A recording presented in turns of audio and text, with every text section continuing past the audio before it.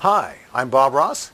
If you're watching this video, it might mean that either you or someone you love is dealing with cancer. I hope that's not the case, but if it is, I bring you hope. I really do. I bring you hope. In fact, I'm kind of uniquely qualified to bring you that hope for a couple of reasons. First off, I've walked part of that journey. I know exactly what you're going through. I'll never forget, in fact, it was kind of like out of the movies. Classic. I was sitting in the neurologist's office waiting for test results, and he said, "Bob, I've got some good news and some bad news." "All right, Doc, let's start with the good news."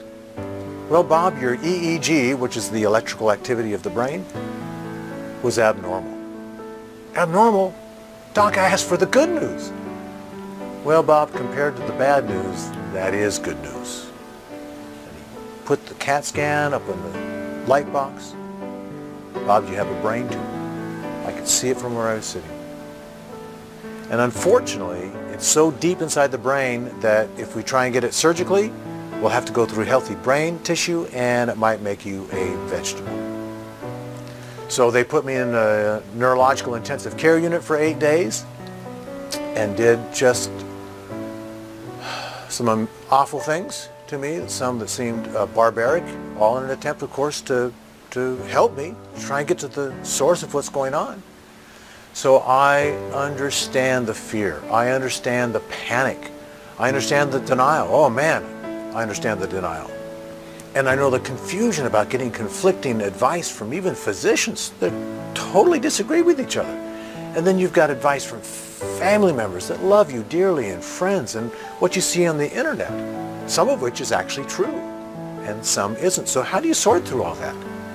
Well, that's where I come in. In fact, I firmly believe if you're watching this right now, it's not by coincidence that this is a divine appointment. And the other reason why I believe that I'm uniquely qualified to bring you hope is that my original training was in the traditional cancer therapy model of surgery, radiation, and chemotherapy. In fact, I was one of only 3 people accepted into a prestigious doctoral program at Harvard. I actually turned them down. I know that's what my mother said. "What?" Well, the reason I turned them down was their emphasis was on research, which is great. But I love helping people. And I wanted to be working with treating people. So, and I'm so glad that I did. So my specialty was actually treatment plans for cancer patients using radiation, including radioactive implant surgeries. So I know some inside secrets. In fact, I was part of a research team that discovered if you use hyperthermia, in other words, increase the temperature of cancer cells, it made them weak. And it took less radiation and less chemotherapy to do the same job. Isn't that awesome? And yet hardly any institution that treats cancer patients in the country are using that breakthrough. And that discovery was made 30 years ago. Isn't that amazing? In fact, they found the average medical breakthrough in the United States takes 17 years before it's adopted by the medical community. 17 years. Think of all the lives that have been saved and helped and benefited. Yes, so I got quite disheartened with the traditional model, especially when I found out that there are other things that actually help a lot in terms of helping, treating people with cancer. So I walked away from the field.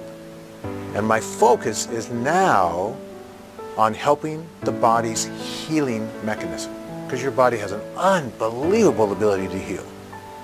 So that's what we want to do. In fact, did you know that one of the fastest ways to stimulate your immune system is laughter? Yeah.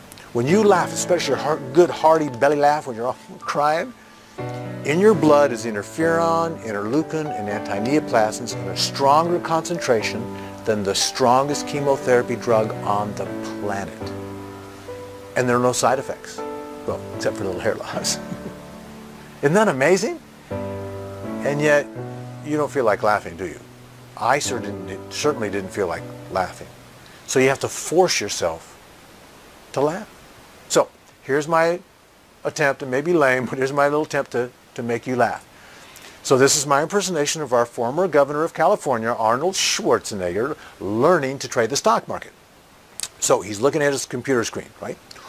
Yeah, the prices are going up, the prices go down, is the money going out of my account like when I was governor of California, and the people and the taxes and things like that and the other things like this and that and such things.